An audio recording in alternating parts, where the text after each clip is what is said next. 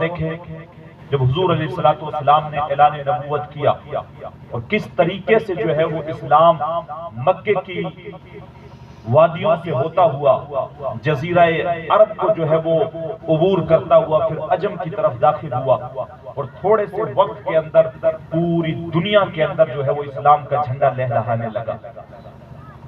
وہ کیا کسی نے کہا تھا کہ اسلام کی فطرت میں قدرت نے لچک دی، تم جتنا ہی دباؤ گے اتنا ہی ابھرے گا۔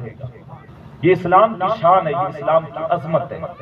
بہت سارے لوگ یہ بھی کہتے ہیں کہ اسلام تلوار کے زور سے پھیلا ہے۔ اسلام تلوار کے زور سے نہیں، اسلام اخلاق اور محبت کے دم پہ پھیلا ہے۔ اخلاق حضور علیہ السلام کا روز روشن کی طرح جو عیاں تھا، جو ایک مرتبہ دیکھ لیتا تھا حضور علیہ السلام کا غلام بن جاتا تھا۔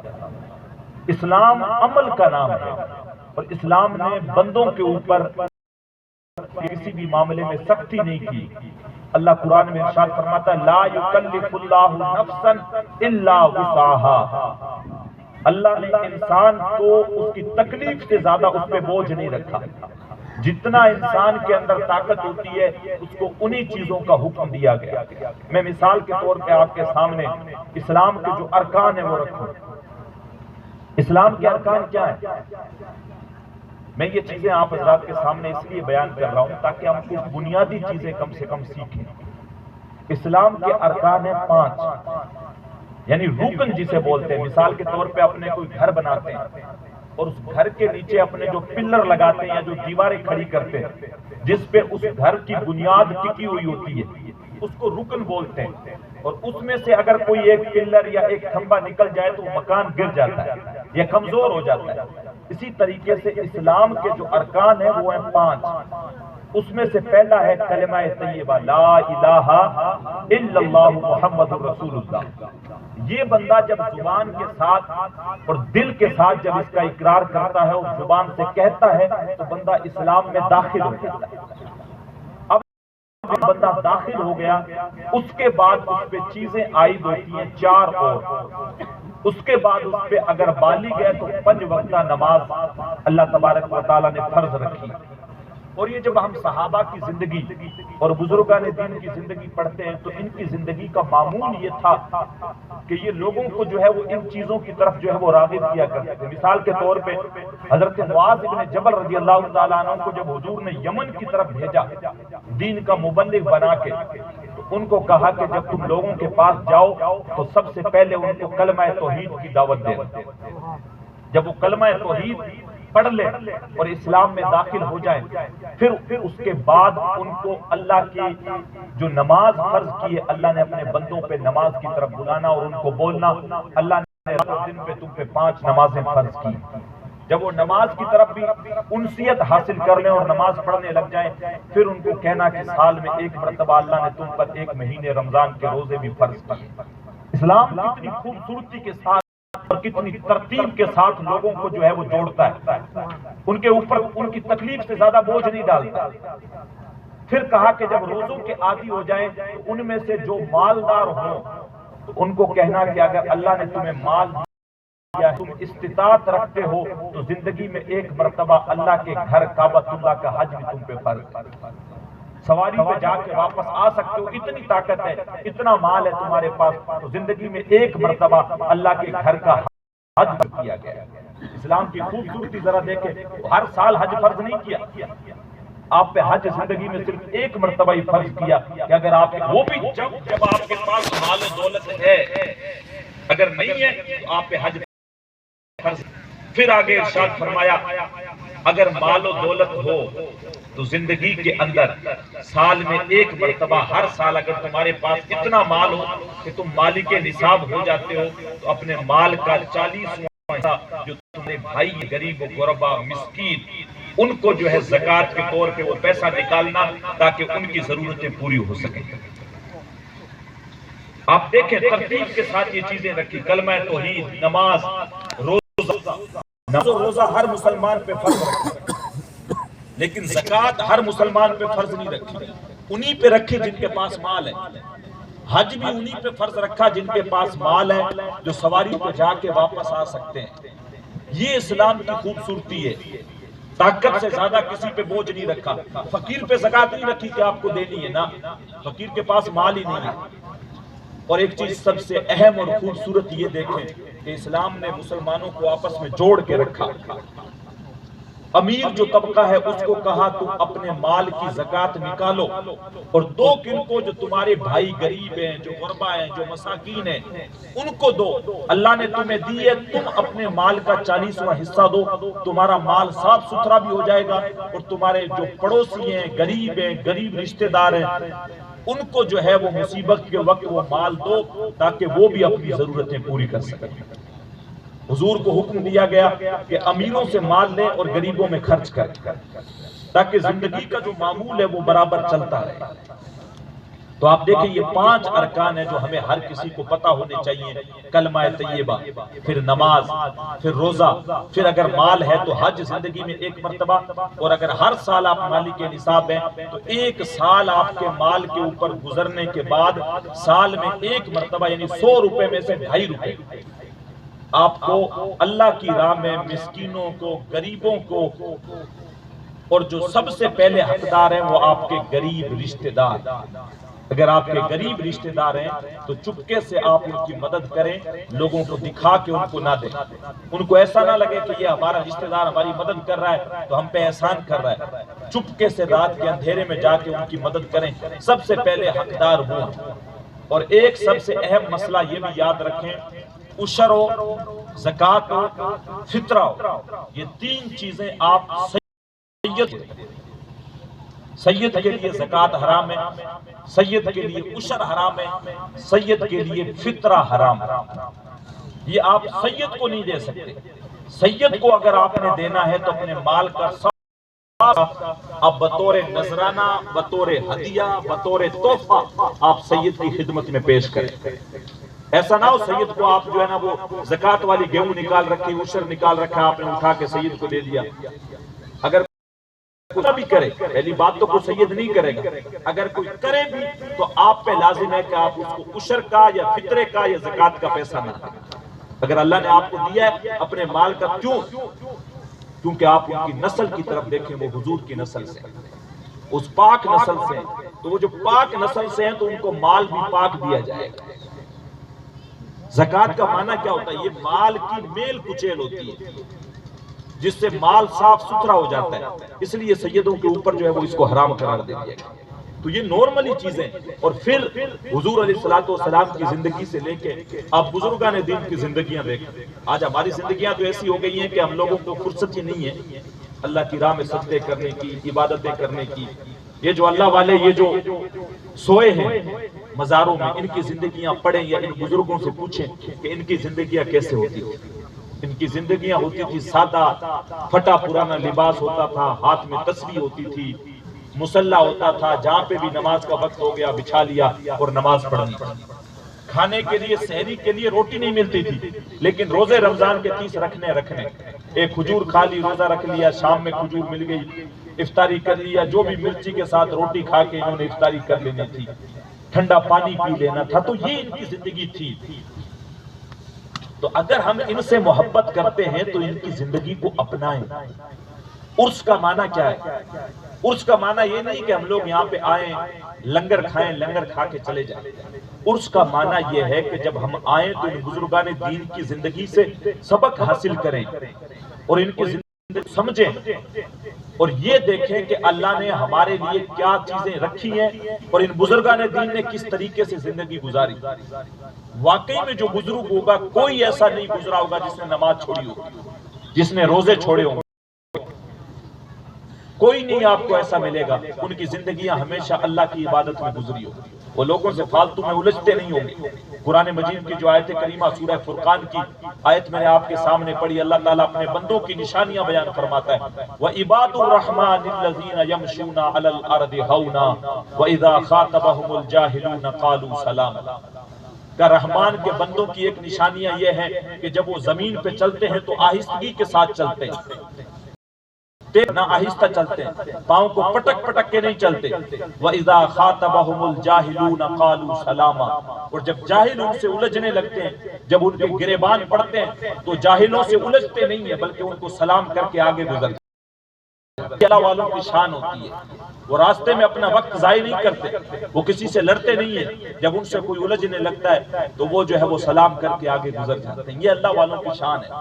اور اسی صورت کے اندر آگے اللہ تبارک و تعالیٰ نے ارشاد فرمایا, ان کی شان ایک یہ بھی رہتی ہے, الذین یبیتون لربہم سجدا و قیاما. ایک ان کی نشانی یہ ہوتی ہے کہ جب پوری دنیا رات میں سوئی رہتی ہے, جب لوگ کھراٹے مار رہے ہوتے ہیں, تب ان کا معاملہ اللہ والوں کا یہ ہوتا ہے کہ ان کی راتیں جو ہیں وہ اللہ کی عبادت میں کبھی رکوع کرتے ہوئے گزرتی ہیں, کبھی سجدے کرتے ہوئے گزرتی ہیں. یہ اللہ کی راہ میں کبھی رکوع کرتے ہیں, کبھی سجدے کرتے ہیں, کبھی سجدے میں سر رکھ دیتے ہیں. یہ تو ان اللہ والوں کی باتیں. امام الانبیاء حضور علیہ السلام, ابھی میں حضور کے تعلق سے پڑھ رہا تھا, ہمارے نصاب میں ایک کتاب تھی توحید, اور ایک دوسری کتاب اور تھی حضور علیہ السلام کی حدیث موضوعی, جس کے اندر حضور کی جو ہے وہ اوصاف کریمہ بیان کیے گئے تھے. حضرت ابو ہریرہ, سیدہ عائشہ فرماتی ہیں, حضور جب نماز میں رات میں کھڑے ہوتے تھے, حضور کا معمول تھا عشاء کی نماز پڑھانے کے آنے کے بعد آ کے گھر میں سو جاتے تھے, تھوڑی دیر سوتے تھے, پھر واپس اٹھتے تھے اور پھر نماز پڑھتے تھے. ایسی تھے کہ حضور کی پنڈلیوں میں ورم آ جاتا تھا, سوجن آ جاتی تھی. تو سیدہ عائشہ فرماتی ہے, میں نے حضور کی خدمت میں عرض کیا, حضور آپ ساری رات جاگا نہ کے رکھ رہے ہیں, اللہ نے تو آپ کے اگلے پچھلے سارے گناہوں کو معاف کر دیا ہے, ابھی تو معصوم ہوتے ہیں. یہاں پہ ان کی مراد یہ ہے کہ اللہ نے آپ کو بہت بلند مقام عطا کیا ہے, آپ کو نبیوں کا سردار بنایا ہے, لیکن پھر بھی آپ روتے رہتے ہیں, اللہ کی عبادتیں کرتے ہیں, پوری رات عبادت میں گزار دیتے ہیں. حضور علیہ السلام نے ارشاد فرمایا, عائشہ کیا میں اپنے رب کا شکر گزار بندہ نہ بنوں؟ اس رب نے مجھے یہ کیا میں اپنے رب کی بارگاہ میں سجدہ نہ کروں؟ آج ہم لوگ تو اتنے گناہ ہیں ہمارے دامن سے لپٹے ہوئے, پتہ نہیں دن میں کتنے گناہ کرتے ہیں, رات میں کتنے گناہ کرتے ہیں, کبھی ہمیں کلمہ پڑھنے کی بھی توفیق نہیں ہوتی.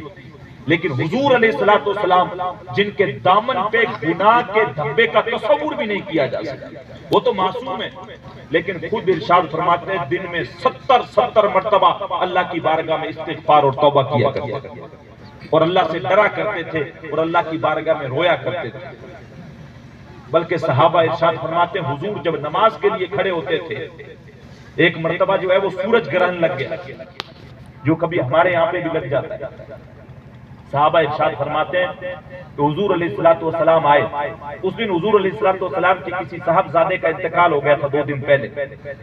وہ جب سورج گرہن لگ گیا تو کئی لوگوں نے یہ خیال کیا کہ حضور کے صاحبزادے کا انتقال ہو گیا. نعرہ تکبیر، نعرہ رسالت، نعرہ تکبیر، نعرہ رسالت، میلاد مصطفیٰ، عرس بخاری، سید حاجی معین الدین شاہ صاحب قبلہ، نعرہ تکبیر، نعرہ رسالت. درود پاک صلی علی سیدنا و مولانا محمد مبارک وسلم. صلو علیہ الصلوۃ والسلام علیکہ سید یا رسول اللہ، صلاۃ و سلام علیکہ سید یا حبیب اللہ.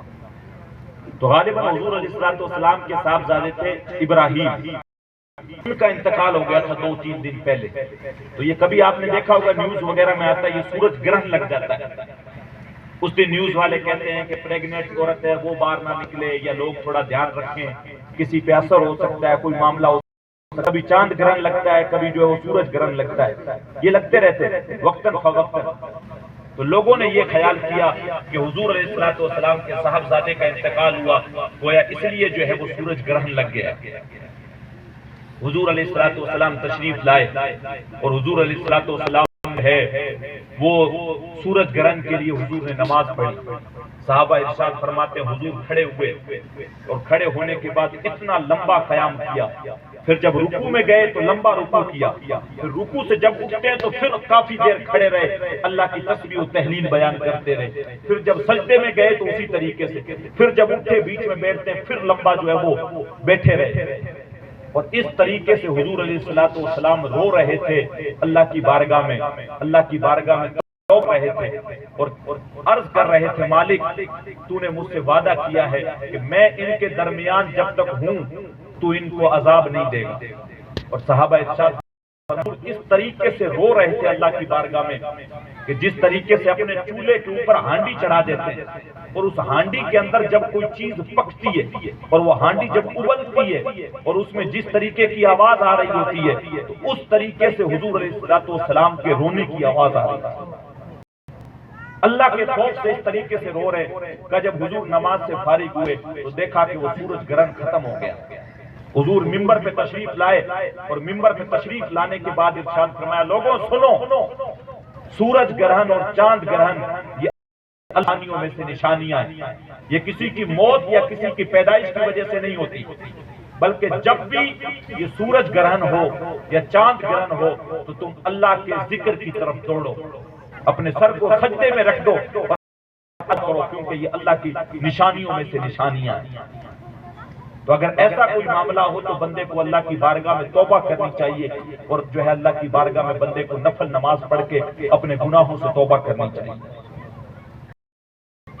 سلام بھی اللہ کی بارگاہ میں اس طریقے سے عبادت کرتے تھے اس طریقے سے روتے تھے لیکن ہماری زندگیاں کہاں ہیں ہماری حالات یہ ہو گئی مجھے معاف کریں اکثر لوگ اب دیکھو کتنے لوگ ہم لوگ آئے ہوئے اس کے اوپر ہم لوگوں کے پاس اکثر کے پاس خود کی ٹوپیاں نہیں ہیں.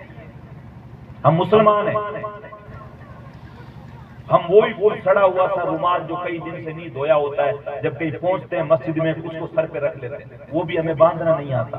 یار اتنے لوگ آ چکے ہیں اتنا زیادہ جو ہے وہ ہمارا لیول نیچے آ چکا ہے.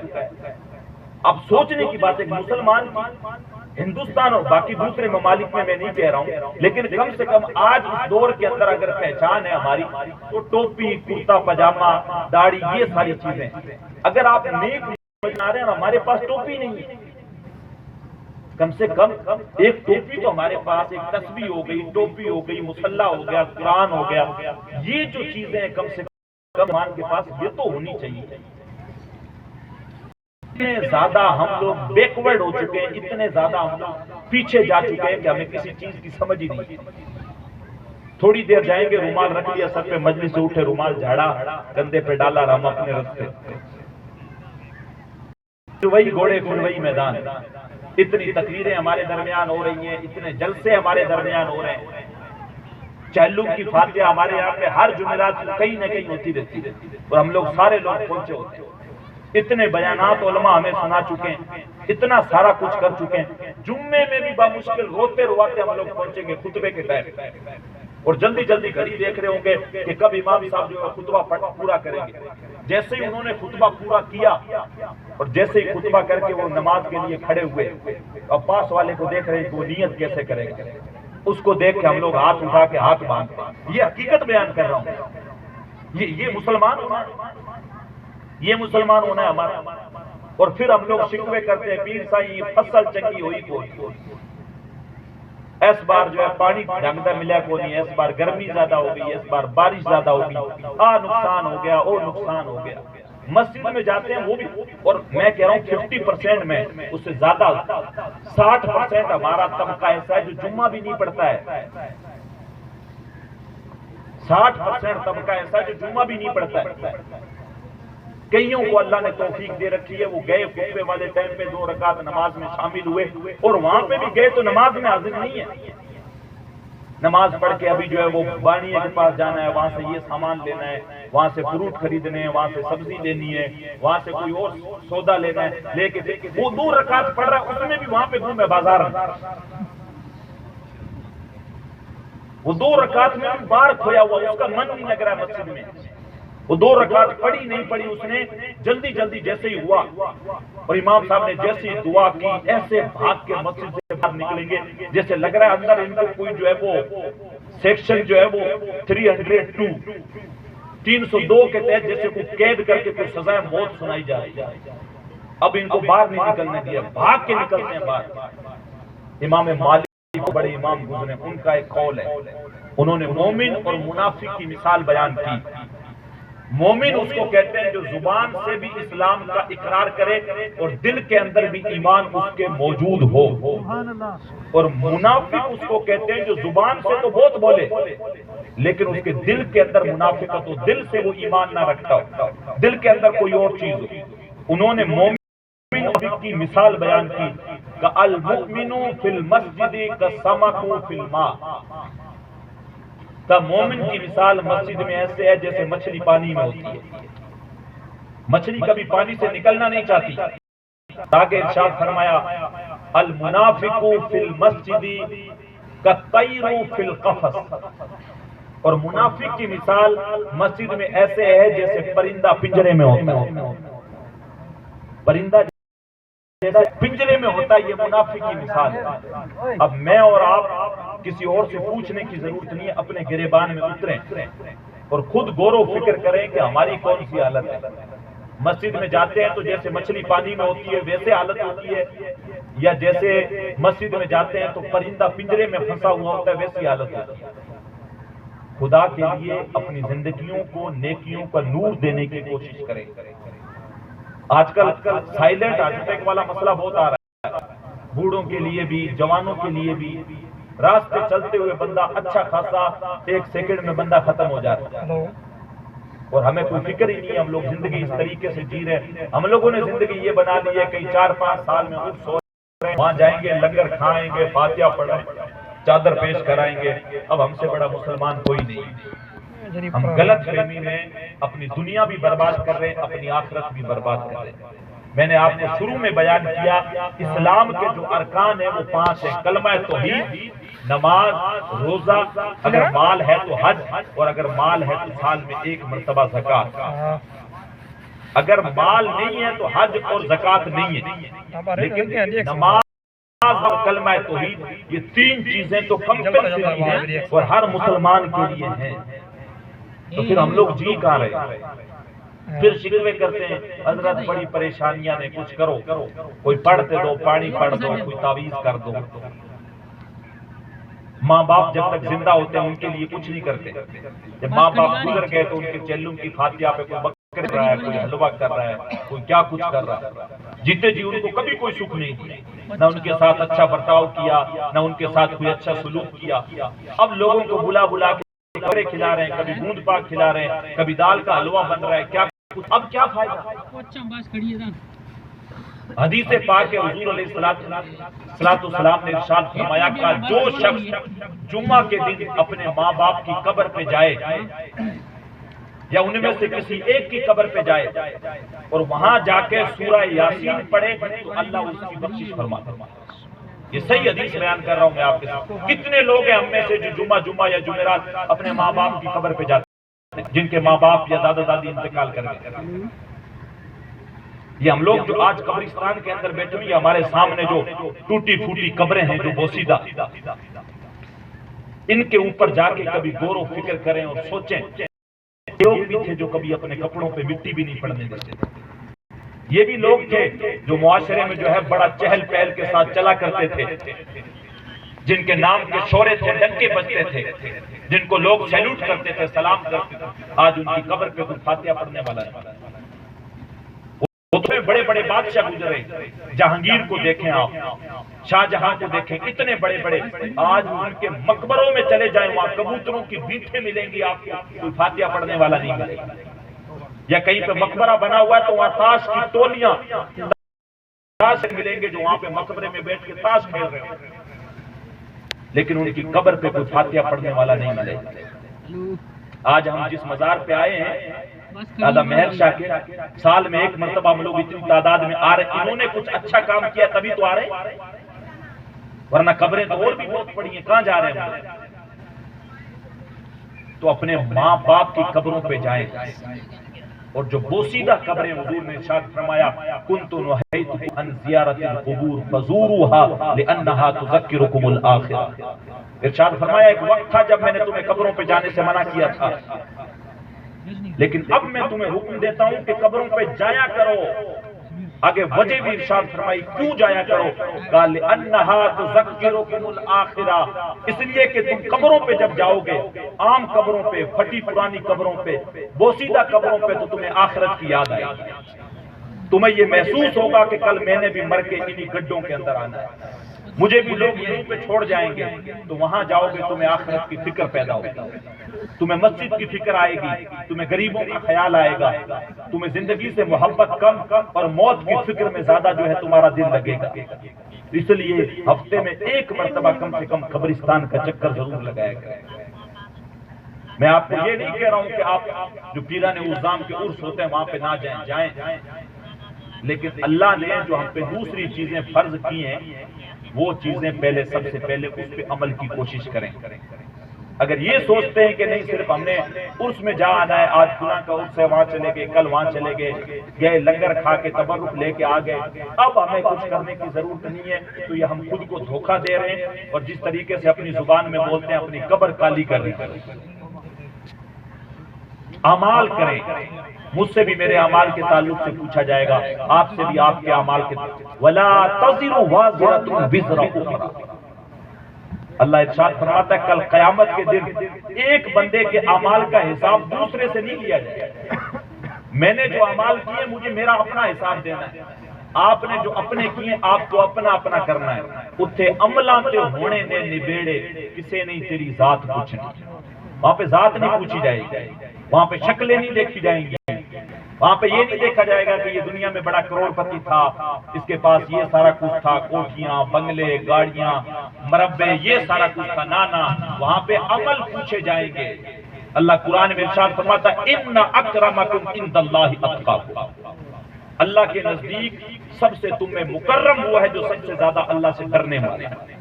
میں نے حضور کی مثال آپ کے سامنے بیان کی، معصوم ہے، امام الانبیاء ہیں، سارے نبیوں کے سردار ہیں، لیکن پھر بھی رات میں عبادت کرتے ہوئے روتے ہیں، اور ایسے روتے ہیں جیسے کوئی ہانڈی پک رہی ہو، اور ہانڈی پکنے کی جس طریقے سے آواز آتی ہے ایسے حضور کے رونے کی آواز آتی ہے، پنڈلیوں میں سوجن آ جاتی تھی۔ اللہ تعالیٰ قرآن میں ارشاد فرماتا ہے یا ایھا المزمل قم اللیل الا قلیلا، او چادر اوڑھنے والے، او دھاری دار چادر اوڑھنے والے، ساری ساری رات جاگا نہ کر کبھی سو بھی لیا کر۔ رب اپنے محبوب سے ارشاد فرما رہا ہے کہ محبوب ساری رات نہ جاگا کر، تھوڑا سو بھی لیا کر، تھوڑی عبادت کیا کر۔ اور ہم لوگ خالی سونے پہ زور دیتے ہیں، عبادت کہاں ہے ہمارے پلے؟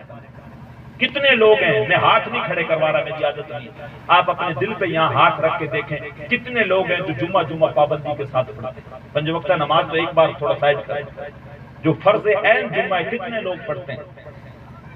یا اتنا آسان ہم نے سمجھ لیا کہ مر کے جائیں گے قبر میں اور جا کے بخشش ہو جائے گی؟ پیران اعظام سے ملنا، ان سے دست بوسی کرنا، اس کا فائدہ ملے گا لیکن تب ملے گا جب آپ کے پاس اعمال ہوں گے، اچھے اعمال کیے ہوں گے، تو یہ چیزیں آپ کے اعمال میں زیادتی کریں گی۔ لیکن اگر اعمال ہی نہیں کیے ہوں گے، کچھ بھی نہیں کیا ہوگا، تو پھر ایسا نہیں ہے کہ آپ کبھی سید صاحب سے مل لیے، ان کی دست بوسی کر لی، ان کے ہاتھ چوم لیے، یا ان سے مرید ہوں گے تو پیر صاحب آپ کو بخشوا دیں گے، نہ، ایسا کچھ نہیں۔ اسلام میں یہ تصور نہیں ہے، اسلام کے اندر ہے تأمرون بالمعروف وتنہون عن المنکر، یہ دو چیزیں ہیں، آپ کو نیکی کا حکم دیا جائے، برائیوں سے منع، اسی لیے تو کہا گیا کنتم خیر امۃ اخرجت للناس، تم جو پچھلی امتیں گزری ہو ان میں سب سے بہترین امت ہو، جو لوگوں کو بھلائی کا حکم دیتے ہو، برائی سے منع کرتے ہو۔ تو ہر بندے کی اپنی ذمہ داری ہے اپنی آخرت کی فکر کرے اور اپنے آپ کو اعمال کی طرف لے کے آئے، ورنہ حالات جس طریقے سے بد سے بدتر ہوتے جا رہے ہیں اور بگڑتے جا رہے ہیں، کسی سے چھپے ہوئے نہیں ہیں۔ تعلیمی معاملات میں آج جو ہے گراف دیکھو آپ کہاں پہ پہنچ گئے، بچے ہمارے دیکھو 8ویں 10ویں کے بعد کھیتی کر رہے ہیں، تو 8-10 سال کیوں خراب کر رہے ہو؟ اگر 8ویں 10ویں کے بعد آپ نے کھیتی میں لگنا ہے، یا آپ نے ریڑھی لگانی ہے، یا آپ نے دکان پہ بیٹھنا ہے اور پرچون کا سامان آپ نے بیچنا ہے، وہ ٹوفیاں بیچنی ہیں، تو آپ نے 10 سال جو اسکول میں خراب کیے وہ کیوں کیے؟ تو خدا کے لیے اپنے بچوں کو اسکول نہ چھڑوائیں، ساتھ میں دینی تعلیم بھی حاصل کروائیں۔ آج کل تو الحمدللہ ہر گاؤں میں مسجد ہے، وہاں پہ امام صاحب ہیں، 1-2 گھنٹہ دن میں بچوں کو وہاں پہ بھی بھیجیں اور اسکول بھی بھیجیں، دینی اور دنیاوی تعلیم کا کمبینیشن کریں ساتھ میں۔ اگر آج کے دور کے اعتبار سے دنیاوی تعلیم ہماری نہیں ہوئی، آج آپ دیکھیں، آپ بیکانیر چلے جائیں، کوئی بھی معاملات، تو ہماری حالت یہ ہو گئی ہے کہ ہمارے پہ کیس ہونے کے لیے مسلمان ہونا کافی، مسلمان ہیں آپ پہ FIR ہو جائے گی بغیر آپ کے جو ہے نا وہ جرم کی، آپ کا جرم یہ ہے کہ آپ مسلمان ہیں۔ اب وہاں پہ معاملہ یہ ہوتا ہے کہ ہمارے پاس کوئی مسلم وکیل تک نہیں ہے، تو اگر آپ کا بچہ پڑھا لکھا ہے، 12ویں پڑھ لیا ہے، تو اس کو چھڑوائے نہیں، بلکہ اس کو LLB کروائے، وکیل بنائے، تاکہ اپنے سے کم کوئی معاملہ وہ دیکھ سکے، تاکہ وکیل آپ سے پیسے نہیں ڈھک سکے، ورنہ وہ لوٹ لیتے، منہ مانگی قیمت ہمیں پتہ ہی نہیں ہوتا۔ تو ہمارے معاشرے کے اندر ڈاکٹر ہونے چاہیے، وکیل ہونے چاہیے، جس طریقے سے عالم ہیں، حافظ ہیں، یہ ساری چیزیں یہ بھی ہمیں پورا کرنے کی ضرورت ہے۔ اگر گھر کے اندر 2 بچے ہیں تو دونوں کو دین اور دنیا دونوں پڑھائیں۔ اگر ایسا نہیں کر سکتے تو کم سے کم ایک کو دین پڑھائیں، تاکہ وہ آخرت کی آپ کے جو معاملات ہیں، مرنے کے بعد قرآن پڑھنا، قبر پہ فاتحہ پڑھنا، ایصال ثواب کرنا، اس کے لیے ہو۔ اور ایک بچے کو آج کے حالات کے اعتبار سے قرآن تھوڑا بہت دین پڑھانے کے بعد اس کو دنیاوی تعلیم دلائیں، تاکہ وہ معاشرے کے اندر آپ کے ساتھ جو چوری ٹھگی ہو رہی ہے، جو لوگ آپ کو لوٹنے پہ لگے ہوئے ہیں، وہ ساری چیزیں جانتا ہوں، تو کم سے کم آپ کے لیے کھڑا ہو سکے اور آپ کے معاملات آسان کر سکے۔ ورنہ اگر آنکھیں بند کر کے زندگی گزار کے چلے گئے اور جیسے آئے ویسے چلے گئے اور سوچے کوئی گل نہیں، پیر صاحب کی کریے، بڑی ذمہ داریاں نے، کھیتی باڑی بھی ہے، کھلا بھی ہے، آ بھی ہے، پڑھائی دا کتنے ٹائم ہے، ہن گھر والے کام کرسی ہے، بیچارہ بکریاں چراسی، ہن بیٹا چراسی۔ اگر وہ ساری کچھ میں الجھے رہے تو پھر حالات دن بدن بد سے بدتر ہوتے چلے جا رہے ہیں۔ آپ سب لوگ بھی دیکھ رہے ہیں، اللہ نے آپ کو عقل دی ہے، سمجھ دی ہے، آپ لوگ کوئی ایسا نہیں ہے کہ آپ لوگوں کو پتہ نہیں ہے کہ حالات کیسے بن رہے ہیں۔ تو حالات جب بن رہے ہیں تو ہماری ذمہ داری بنتی ہے کہ ان حالات کو سمجھتے ہوئے ہم لوگ اسی اعتبار سے قدم اٹھائیں۔ اپنا پیسہ فالتو شادی بیاہ میں زیادہ پیسہ خرچ نہ کریں، نارمل مختصر شادیاں کرنے کی کوشش کریں، پیسہ کم خرچ کریں۔ کوئی غریب بچی آپ کے آس پڑوس میں ہے، اللہ نے آپ کو دولت دے رکھی ہے، تو آپ چپکے سے اس کی مدد کر دیں، اس کے جہیز کا پیسہ دے دیں، اس کے کھانے کا پیسہ دے دیں، اس کے کپڑوں کا دے دیں، تاکہ اس کے ماں باپ اس کے ہاتھ پیلے کر کے اس کی شادی کر سکیں۔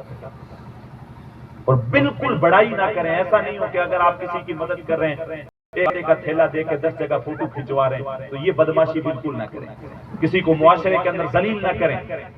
ہماری حالت تو یہ ہے کہ ہم ہاسپٹل میں کیلے دینے کے لیے بھی جاتے ہیں نا، وہ مریضوں کو، تو 2 کیلے دے کے 4 لوگ اس میں ہاتھ لگا کے کھڑے فیس بک پہ لکھتے ہیں فلاں ہاسپٹل میں آج ہم نے پھل وترن کیے۔ کہاں پہ ہمارے اخلاقی گراوٹ آ گئی ہے؟ دیکھیں، ہمیں تو یہ حکم دیا گیا ہے کہ جب تم دائیں ہاتھ سے اللہ کی راہ میں صدقہ کرو تو تمہارا بائیں ہاتھ کو بھی پتہ نہیں چلنا چاہیے کہ کیا دیا ہے۔ اور ہم تو پوری دنیا میں ڈنڈورا پیٹ رہے ہیں کہ ہم نے 4 کیلے ہاسپٹل میں آج بانٹے ہیں، 1 درجن کیلے بانٹ کے 100 جگہ پہ فوٹو لگاتے ہیں۔ تو کچھ کام ایسے بھی کریں جو بندے اور اللہ کے درمیان صرف ہو، یا تو آپ جان رہے ہو یا آپ کا رب جان رہا ہو، تیسرا بندہ کسی کو پتہ نہ ہو۔ تو یہ چیزیں آپ کے لیے دنیا میں بھی فائدے مند ہوں گی، اور کل قیامت کے دن یہ چیزیں ثواب کی صورت میں، اجر کی صورت میں اللہ آپ کی جو ہے وہ لیے رکھے گا، اور وہ چیزیں آپ کو قبر میں بھی فائدہ دیں گی، حشر میں بھی فائدہ دیں گی۔ باتیں بہت ساری ہیں کہنے کے لیے، وقت بھی جو ہے وہ ہو چلا ہے، بس 1-2 بات اور پھر انشاءاللہ العزیز ہم صلاۃ و سلام